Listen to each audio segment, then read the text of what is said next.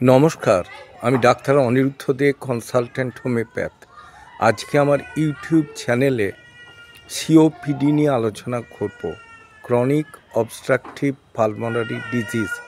এখনও যারা আপনারা আমার চ্যানেল সাবস্ক্রাইব করেননি তাদেরকে চ্যানেলটি সাবস্ক্রাইব করার জন্য অনুরোধ করছি এবং ভিডিওগুলি শেষ পর্যন্ত দেখার জন্য বলে রাখছি। প্রয়োজনে 9434183198-এ যোগাযোগ করার জন্য বলা থাকছে। যারা অল্পেতেই ঠান্ডাতে ভোগেন বা অল্পেতেই ঠান্ডা লেগে যায়, কোনো কারণে ওয়েদার ফ্লাকচুয়েশন, অথবা এক জায়গা থেকে আরেক জায়গা কোনো কারণে গেলেন, অথবা এসি থেকে নর্মাল প্রসেসে এলেন, অথবা বাইরে রোদের থেকে এসে এসিতে বসলেন, অথবা মোটরসাইকেলে যাতায়াত করছেন, সন্ধ্যের দিকে গেছেন, যে কোনো জায়গায় অ্যাটেন্ড করা, সেখানে তারা আপনাকে কোল্ড ড্রিঙ্কস অথবা আপনাকে কোনো ফ্রিজিং খাবার দিল, সেগুলো খাবার পর কিন্তু দেখা যায় আপনি হাঁচি কাশিতে ভুগতে থাকলেন।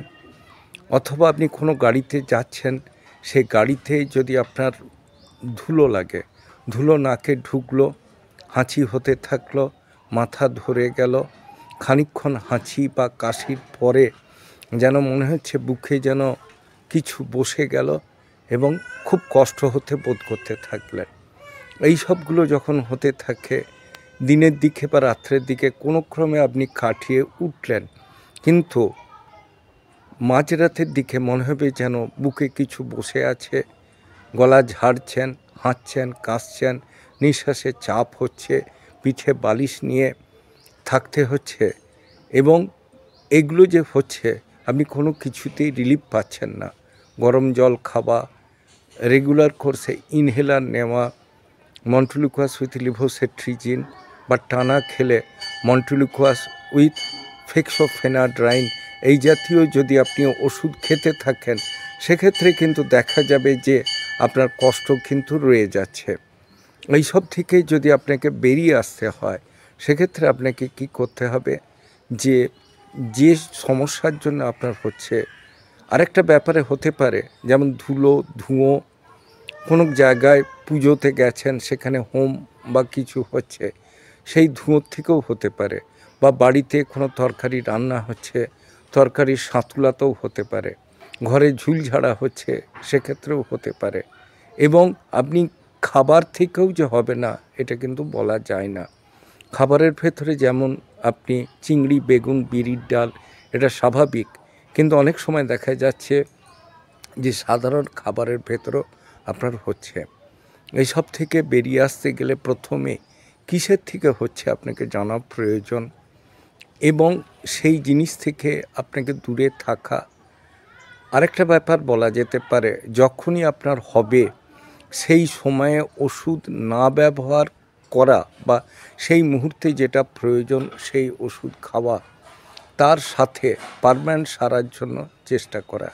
যেমন আপনি অ্যালার্জি প্রোফাইল করবেন, সিরাম আইজিই দেখলেন, TC DC ESR, sputum AFB, frontal সাইনাসের এক্স-রে, এবং সর্বোপরি সিআরপিও দেখবেন। এগুলো দেখার পরে যেটাতে আপনার গলদ আছে বা ঘাটতি আছে বা সমস্যা আছে, সেগুলো ঠিকমতো ডাক্তার দেখিয়ে আপনি রিভাইভ বা রিপেয়ার করে নেবেন সেই সমস্ত ওষুধ খেয়ে। এবং যদি আপনি ঠিকমতো ওষুধ খান, ঠিকমতো ডাক্তারবাবুদের কথা শোনেন, আপনি কিন্তু চিরতরে সুস্থ হয়ে যাবেন। সারা জীবন যে ওষুধ খেতে হবে সেটা না, কিন্তু আপনার চলাফেরা বা ঠান্ডা লাগানো, এই ব্যাপারগুলো কিন্তু রেস্ট্রিক্ট করতে হবে। আমাদের হোমিওপ্যাথির ক্ষেত্রে খুব ভালো কাজ দেয়। প্রথম দিকে যদি কষ্ট হয়, সর্দি বসে থাকে, ব্লাটা ওরিয়েন্টালিস মাদার খাওয়া, তারপরে তার সাথে আপনি অ্যান্টিমটার, স্পঞ্জিয়া, ইপিকাক অথবা আর্সেনিক অ্যালবাম ব্যবহার করতে পারেন। টানা খেতে গেলে অসিমাম স্যাং বা জাস্টিসিয়া গরম জলে নিতে পারেন। আর একটা ব্যাপার বলা যেতে পারে, আপনার যে সমস্যাগুলোর জন্য হচ্ছে, ঠিকমতো একটা ডিপ অ্যাক্টিং রিমেডি, সেটা ব্যাসিলিনাম বা টিবারকুলিনাম, এই জাতীয় ওষুধ ব্যবহার করতে থাকবেন।